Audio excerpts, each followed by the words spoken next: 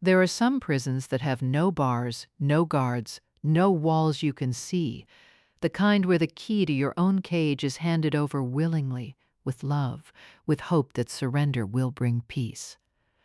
This is the story of a woman who gave away her freedom one signature at a time, and the son who spent 20 years learning how to get it back. Before we begin, I want you to know that this is a story you can listen to without watching the screen. Feel free to close your eyes, put your phone down, or just let the words wash over you as you drive, clean, or relax.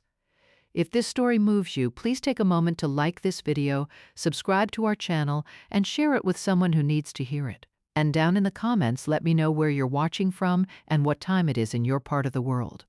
Now let's go back to where it all began.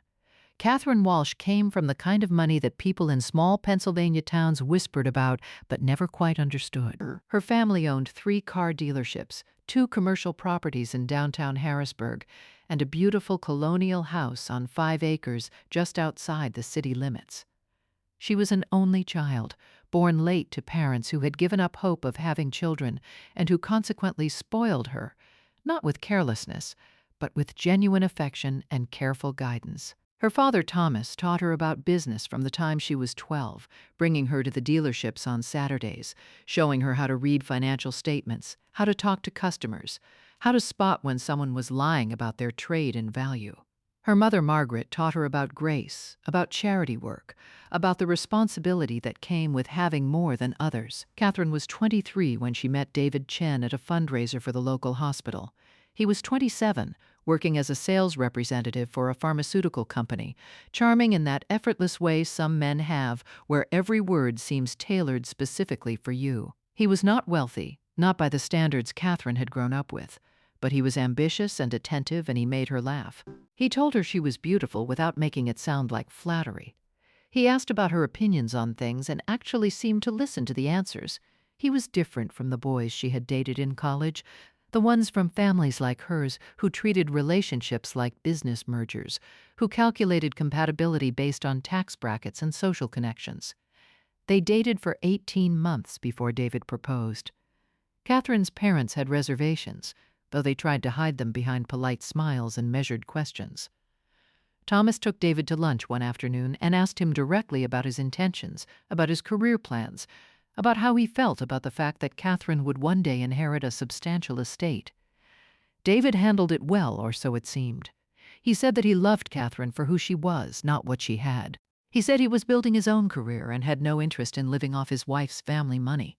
He said all the right things, and Thomas wanted to believe him because his daughter was happy, and what else does a father really want? They married in the spring of 1998, a beautiful ceremony at the country club with 200 guests. David wore a rented tuxedo that fit him perfectly, and Catherine wore her grandmother's lace veil. During the reception, as they danced their first dance, David whispered to Catherine that he would spend the rest of his life making her happy, protecting her, taking care of her. She believed him completely. The first few years were good, or good enough that Catherine did not notice the small things that should have alarmed her. David was attentive, but also possessive. He liked knowing where she was at all times. He would call her 3, 4, 5 times during the day, always with some reason, always with some question that could not wait. If she went to lunch with friends and did not answer his call immediately, he would be tense when she got home, asking why she had not picked up, suggesting that maybe she did not care about him as much as he cared about her. Catherine would apologize and promise to keep her phone closer next time. David did not like Catherine working at the family dealerships. He said it made him feel inadequate, as though people would think he could not support his own wife. Catherine tried to explain that the businesses were her legacy, her responsibility, but David grew agitated whenever the subject came up. He said that wives should support their husbands, that her job was to build a home with him, not to spend her days in some showroom pretending to be a man. The words stung, but Catherine told herself that David was from a different background, that he had traditional values, that compromise was part of marriage. When Catherine's father died suddenly of a heart attack in 2001, everything changed. Thomas was only 62, healthy as far as anyone knew, and then one morning he collapsed in his office and was gone before the ambulance arrived. Catherine was devastated. She had been close to her father in a way that some daughters never are, and his death left a hole in her that felt like it would never fill. David was supportive during this time, or at least he seemed to be. He held her when she cried, attended the funeral, helped make arrangements, but he also started talking about the future, about what they would do with the businesses, about how much responsibility Catherine was taking on. Thomas had left everything to Margaret, with the understanding that when she passed, it would all go to Catherine. But Margaret was lost without her husband. She had always been fragile, more interested in her garden and her charity luncheons than in business matters, and Thomas's death broke something in her. She stopped eating regularly, stopped leaving the house except for church. Within 8 months, she was diagnosed with pneumonia that her weakened body could not fight. She died quietly in her sleep, and Catherine, at 28 years old, found herself orphaned and wealthier than she had ever wanted to be. The inheritance was substantial. The dealerships alone were worth several $1,000,000, the properties another few million, the house and land another significant sum. There were investment accounts, retirement funds, life insurance policies. Catherine's parents had been careful, meticulous planners, and they had built an empire that was meant to sustain their daughter for the rest of her life. But Catherine had never wanted an empire. She had wanted her parents. David immediately began suggesting that they needed to organize everything, to make sure the estate was properly managed. He said that Catherine was too emotional to be making big decisions right now, that she needed someone clear-headed to help her, that this was what husbands were for. Catherine, drowning in grief and exhausted from months of caretaking and funerals and lawyers, agreed. She signed papers that David brought home from meetings with financial advisors she had never met. She added his name to bank accounts because he said it would make things simpler. She transferred the dealership ownership into a trust that David said would have tax advantages, with him listed as co-trustee. Her father's longtime attorney, an older man named Richard Brennan, called her one afternoon and asked to meet with her privately. He said he had some concerns about the changes being made to the estate structure, that things were moving very quickly, and he wanted to make sure Catherine understood everything she was saying. David answered the phone when Richard called back to confirm the appointment, and he told Richard that Catherine was not taking meetings right now, that she was still grieving and needed space, that he was handling all business matters for the time being.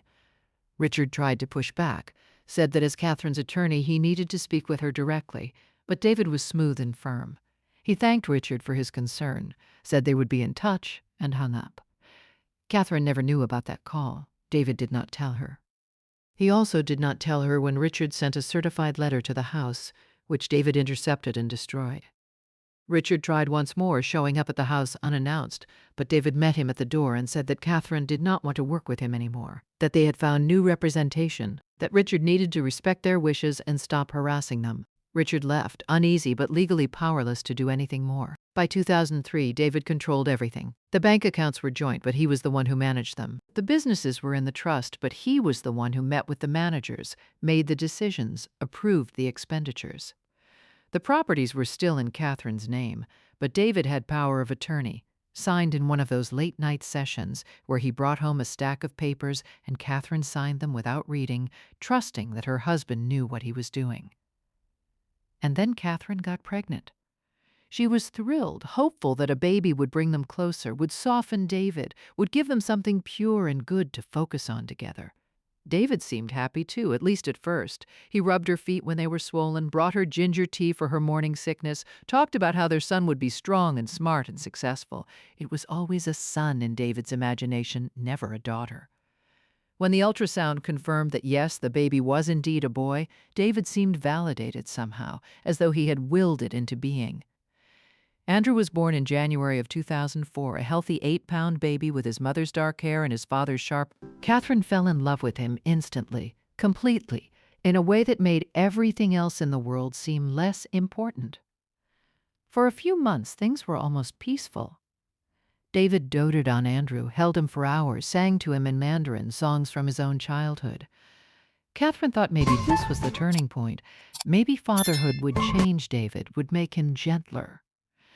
But as Andrew grew from an infant into a toddler, David's jealousy began to shift. He resented the time Catherine spent with the baby. He complained that she was always tired, always distracted, always putting Andrew first. He said that a man needed his wife's attention, that children could sense when their mother was smothering them, that Catherine needed to let Andrew learn independence. Andrew was 6 months old. The first time David hit Catherine, Andrew was 9 months old and teething, crying inconsolably at 2 in the morning. Catherine was walking him back and forth in the nursery, exhausted and worried, trying everything she could think of to calm him. David appeared in the doorway and told her to make the baby speak. Catherine said she was trying, that Andrew was in pain, that this was what babies did. David walked over to her, grabbed Andrew out of her arms roughly enough to make the baby cry harder, and then slapped Catherine across the face so hard that she stumbled backward into the rocking chair. He told her that she was a terrible mother, that she was raising a weak child, that she needed to learn how to control her own son. Then he handed Andrew back to her, went back to bed, and fell asleep immediately, as though nothing had happened. Catherine stood there in the dark nursery, holding her crying baby, her cheek throbbing, and told herself it was a one-time thing, that David was stressed about work, that she had provoked him by not being more competent. But it was not a one-time thing. It happened again 3 weeks later when Catherine burned dinner. It happened again when she forgot to pick up David's dry cleaning. It happened again when she mentioned that maybe they should think about hiring a nanny so she could start working again, maybe just part-time at one of the dealerships. That suggestion enraged David more than anything else. He shoved her against the kitchen counter and told her that she was not going anywhere, that her job was to take care of their home and their son, that he was in charge of the businesses now, and she needed to accept that. Catherine thought about leaving. Late at night, when David was asleep and Andrew was finally quiet in his crib, she would lie awake and imagine packing a bag, taking her son, driving away. But where would she go? The house was hers technically, but David had the passwords to all the accounts, the keys to all the properties, the relationships with all the business managers. She had no access to her own money. When she tried to use her credit card one day to buy groceries, it was declined. She called the bank, confused, and was told that the account had been restricted, that she needed to speak with David Chen, the primary account holder. When she confronted David that evening, he said he had noticed she was spending too much, that they needed to be more careful with money, that from now on she should ask him when she needed something and he would take care of it. Catherine was trapped, and she knew it. She had given David everything, signed everything, trusted everything, and now she was a prisoner in her own life. She told herself she was staying for Andrew, that a child needed his father, that divorce would be too traumatic, too complicated. But the truth was she was also afraid of what David would do if she tried to leave, afraid of what he would take from her, afraid of being alone. Andrew was a bright child, sensitive and observant in ways that worried Catherine. He knew when his father was angry even before David said a word. He would grow quiet, watchful, pressed against his mother's side. By the time Andrew was 4, he had learned to recognize the signs that preceded his father's rages. The particular way David breathed through his nose, the tightness in his jaw, the way he would drum his fingers on the table in a very specific rhythm. When Andrew saw these signs, he would take Catherine's hand and try to lead her away, as though his small body could somehow protect her. David resented even this. He accused Catherine of turning their son against him, of poisoning Andrew's mind, of teaching the boy to be weak and fearful.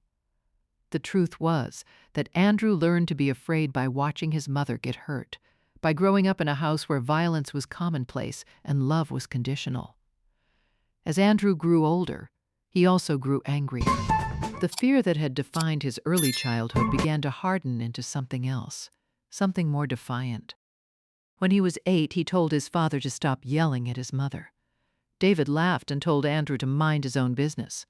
When Andrew was 10, he stepped between his parents during an argument, his small fists clenched, his face red with fury. David pushed him aside easily, amused by his son's bravado.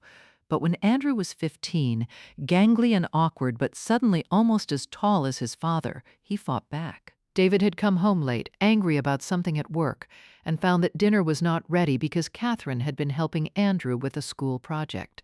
David grabbed Catherine's arm hard enough to leave bruises and shoved her toward the kitchen.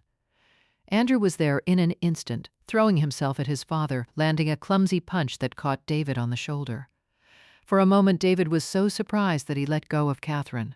Then his face twisted with rage, and he grabbed Andrew by the throat, slammed him against the wall, and told him that if he ever raised a hand to his father again, he would regret it for the rest of his life. Andrew struggled, gasping for air, his feet barely touching the ground. Catherine screamed at David to let him go, pulling at David's arm, begging. David finally released Andrew, who slumped to the floor, coughing and crying. Then David turned on Catherine with such violence that Andrew, still struggling to breathe, could only watch as his father beat his mother in a way that seemed designed to humiliate as much as to hurt. When it was over, David went upstairs to bed, and Catherine and Andrew sat together on the kitchen floor, holding each other, saying nothing because there was nothing to say that they did not already know. This became a pattern. Andrew would try to protect his mother, David would overpower him easily and then punish Catherine even more severely for her son's interference. Andrew began to understand that his attempts to help were only making things worse, but he could not stop himself. He was filled with a rage that had nowhere to go, that burned in his chest and made him want to destroy something, anything. He got into fights at school. He was suspended twice for punching other students. His grades, which had always been good, began to slip. Catherine begged him to stop, to focus on school, to not give his father any more reasons to be angry. She told him that things would get better, that they just needed to survive until Andrew graduated, until he went to college, until he could build his own life. Andrew looked at his mother and said that he was not going anywhere without her. Catherine cried and told him he had to, that he had to get out, that he was her hope for something better. Something shifted in Andrew after that conversation. He stopped fighting at school. He focused on his grades with an intensity that bordered on obsession. He researched colleges, scholarships, anything that would get him out of that house, but also give him the tools to come back and save his mother. He realized that physical strength was not enough. His father would always be able to overpower him that way, but there were other kinds of power, other ways to fight. Andrew decided he wanted to be a lawyer, not because he loved the law, but because he understood that his mother was trapped in a legal cage, that David had used paperwork and signatures and trusts to steal everything from her, and that the only way to get it back was to understand the system better than David did. Catherine did not know about this plan. Andrew did not tell her because he did not want to give her hope that might turn out to be false. He just worked, studied, applied to colleges with good pre-law programs. When Andrew was accepted to Penn State with a partial scholarship, David was furious. He said that Andrew was not going to college, that the scholarship was not enough to cover everything, that they could not afford the rest, that Andrew needed to get a job and start contributing to the household. Catherine, for one of the few times in years, stood up to David. She said that Andrew was going to college, that she would figure out how to pay for it, that their son deserved a future. David hit her so hard that she blacked out for a moment, and when she came to, Andrew was standing over her and David was on the floor holding his nose, blood streaming through his fingers. Andrew had finally landed a real punch. He was 18 now, no longer a clumsy teenager, but a young man who had spent the past 3 years working out obsessively, building strength not for vanity, but for this exact moment. David scrambled to his feet and lunged at Andrew, but Andrew was faster, sidestepping and landing another punch to his father's ribs. They fought viciously, destructively, breaking furniture and leaving holes in the walls. Catherine screamed at them to stop, but neither one was listening. In the end, David won, as he always did, because he fought without rules, without hesitation to do whatever was necessary. He grabbed a lamp and hit Andrew across the back with it, then kicked him repeatedly while he was down. Andrew spent 2 days in the hospital with cracked ribs and a concussion. David told the doctors that Andrew had been in a car accident. The doctors did not believe him, but Andrew, still groggy from pain medication, confirmed the story. He knew that if he told the truth, Child Protective Services would get involved and his mother would be left alone with his father, and things would only get worse. So he lied, and the doctors wrote their notes with obvious skepticism, and Andrew was discharged with a prescription for painkillers and instructions to rest. David did not apologize. He never apologized. But he did agree, in the end, to let Andrew go to college, perhaps because he realized that his son was becoming too difficult to control, or perhaps because he simply wanted Andrew gone.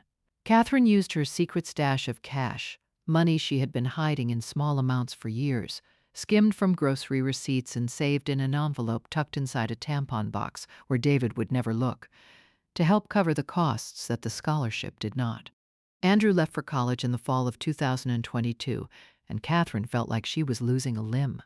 She had spent the past 18 years protecting him or trying to, and now he was gone and she was alone with David.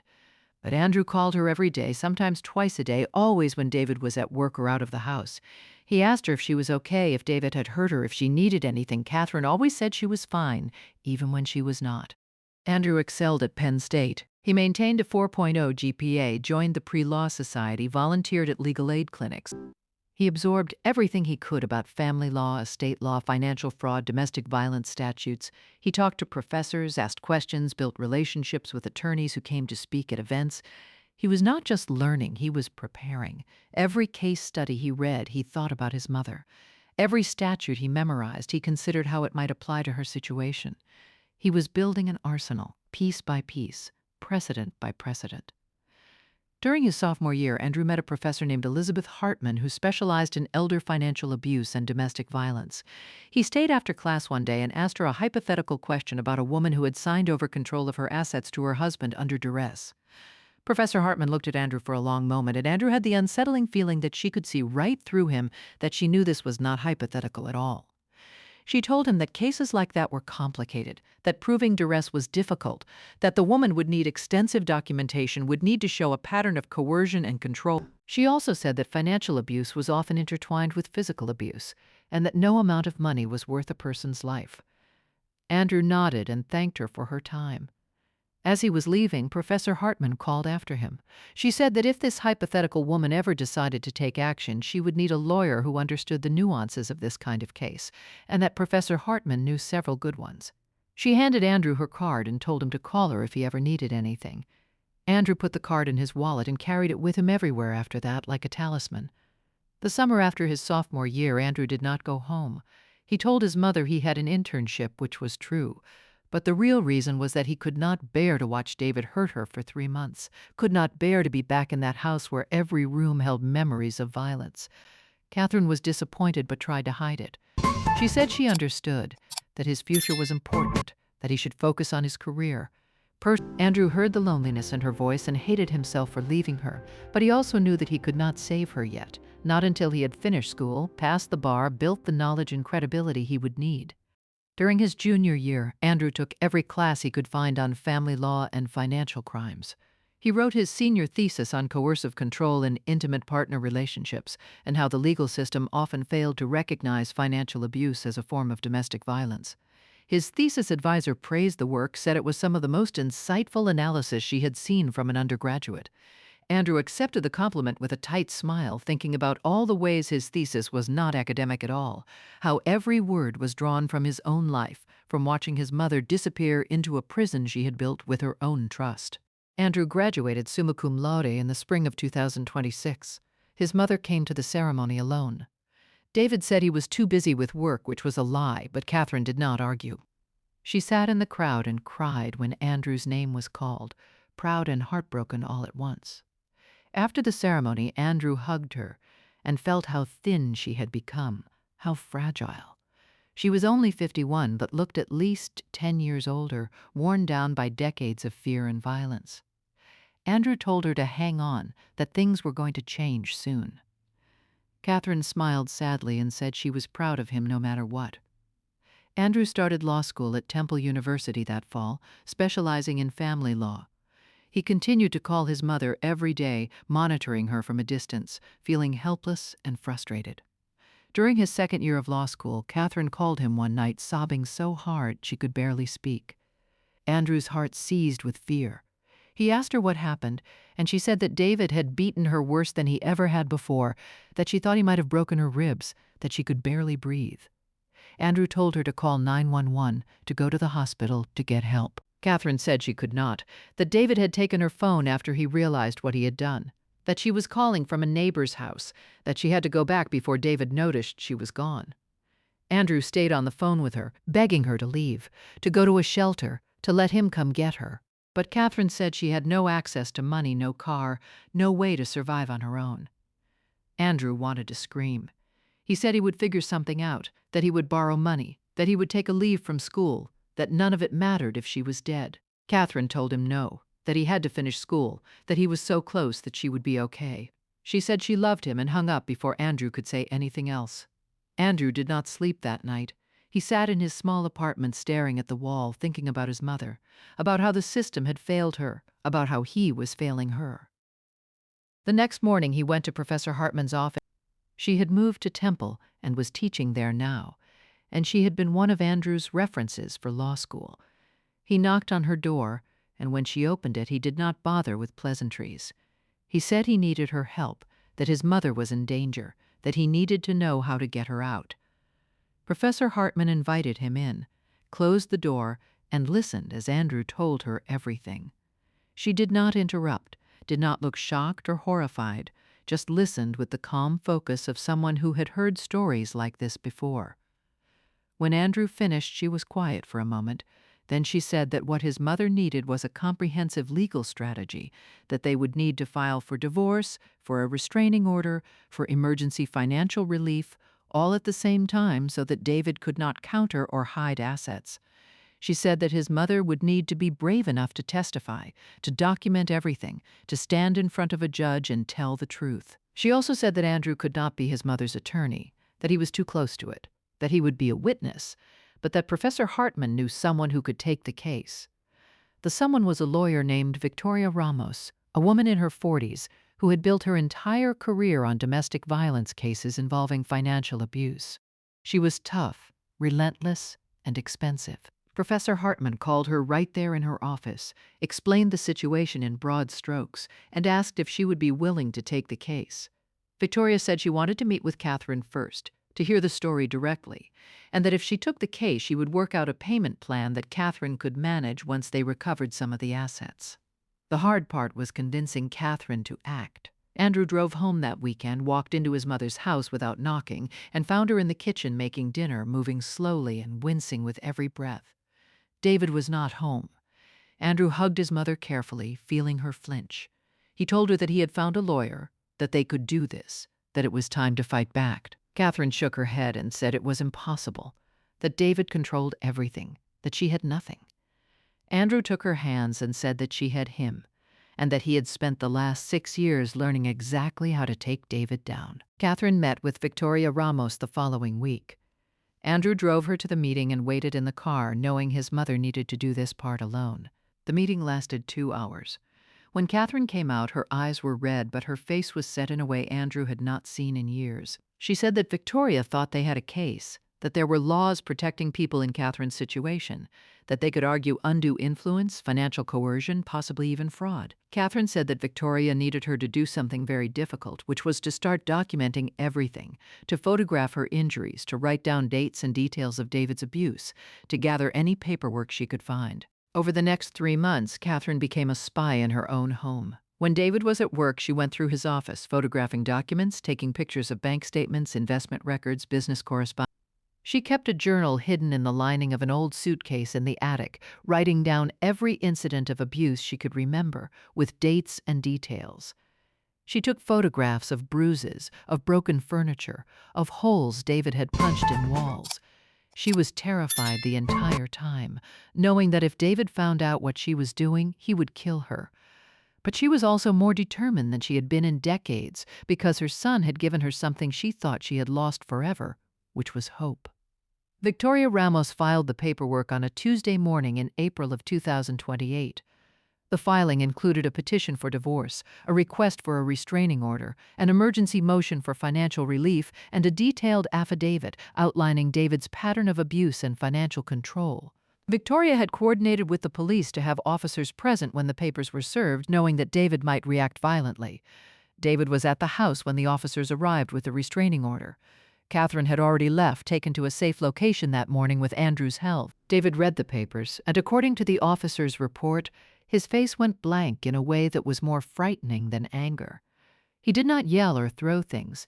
He simply said that his wife was mentally unstable, that she was being manipulated by their ungrateful son, and that he would prove it in court. The officers told him he needed to leave the property immediately and stay at least 500 feet away from Catherine at all times. David packed a bag without argument and left. The divorce and financial proceedings took 18 months and were brutal. David hired an expensive legal team and fought everything. He claimed that Catherine had willingly signed over control of the assets, that there was no evidence of coercion, that she was trying to steal from him what he had worked hard to build. Victoria Ramos systematically dismantled his defense. She presented the journal Catherine had kept, the photographs, medical records showing repeated injuries consistent with domestic violence. She brought in expert witnesses who testified about coercive control and financial. She showed that David had isolated Catherine from her family's longtime attorney, had restricted her access to funds, had made her financially dependent despite the fact that all the assets had originally been hers. Andrew testified. He sat on the witness stand and told the court what it had been like to grow up in that house, to watch his father slowly destroy his mother, to see his mother trapped with no way out. He described the beatings he had witnessed, the times he had tried to intervene, the fear that had governed every day of his childhood. David stared at him throughout the testimony with no expression, and Andrew stared back, refusing to look away. The judge, a woman in her 60s who had been on the bench for 20 years, listened to all of it with a grave face. When it came time for her ruling, she said that she had rarely seen a case of financial abuse and coercive control this clear-cut, this sustained over such a long period. She ruled in Catherine's favor on almost every count. The trust was dissolved, all assets returned to Catherine's sole control. David was ordered to pay restitution for the assets he had depleted, to return funds he had transferred to his personal accounts. The restraining order was made permanent. The divorce was granted with prejudice. But Victoria was not done. She had also been working with the district attorney's office, presenting evidence that David had not just abused his wife financially, but had committed fraud, embezzlement from the businesses he managed, and tax evasion. The investigation took another 6 months, but in the end, David Chen was charged with multiple felonies. His trial was quick, the evidence was overwhelming. He was convicted and sentenced to 8 years in federal prison. Catherine stood in the courtroom the day David was sentenced and felt nothing. Not relief, not vindication, just a strange emptiness where all her fear used to live. Andrew stood beside her, his hand on her shoulder, and she leaned against her son and thought about all the years they had lost, all the ways they had been broken, all the pieces they would have to put back together. The recovery was slowing. Catherine moved back into her family home, the house she had grown up in, the one that had been hers all along. She hired a good therapist and started the hard work of rebuilding herself. She reconnected with old friends she had lost touch with, people David had driven away with his jealousy and control. She got involved with the family businesses again, relearning things she had once known by heart. The managers were kind, patient, grateful to have the real owner back. Andrew finished law school and passed the bar on his first try. He joined Victoria Ramos's firm, specializing in cases like his mother's, helping other people escape from marriages that had become prisons. He was good at it, driven by an understanding that came not from textbooks, but from lived experience. Sometimes late at night, Catherine would sit in her living room and think about all the choices she had made, all the ways she had given up pieces of herself thinking it would buy peace. She thought about the young woman she had been at 23, so trusting, so certain that love was enough. She wished she could go back and tell that girl to hold on tighter to herself, to never hand over the keys to her own life, to understand that partnership should never require surrender. But she could not go back. None of them could. All they could do was move forward, carrying the scars, trying to build something better from the ruins. Andrew visited his mother every Sunday for dinner, a tradition they had started after David was sentenced. They would cook together, talk about their weeks, sit on the porch and watch the sun set over the property. Sometimes they talked about what had happened, working through the trauma in small, manageable pieces. Sometimes they did not talk about it at all, just enjoyed being together in a space that was finally safe. But mostly Catherine tried not to think about David at all. He had taken enough of her life. She would not give him any more. The final piece came 2 years after David's sentencing, when Catherine established a foundation in her parents' names, dedicated to helping victims of domestic violence and financial abuse. She funded it generously, used her own story to raise awareness, worked with Victoria and Andrew to provide legal services to people who could not afford them. It was her way of taking something horrible and transforming it into something that might help others, might save someone else's daughter or son from living the way she and Andrew had lived. On the day the foundation officially opened, Andrew stood beside his mother as she cut the ribbon, and he thought about how far they had come. how many years it had taken to get here. He thought about the 15-year-old boy who had thrown himself at his father trying to protect his mother with his fists, not understanding that some battles cannot be won with violence. He thought about the law student who had spent nights lying awake, desperately trying to figure out how to save the person he loved most. And he looked at his mother, who had survived things that should have destroyed her, who had found the courage to fight back when it mattered most, who had finally reclaimed her life.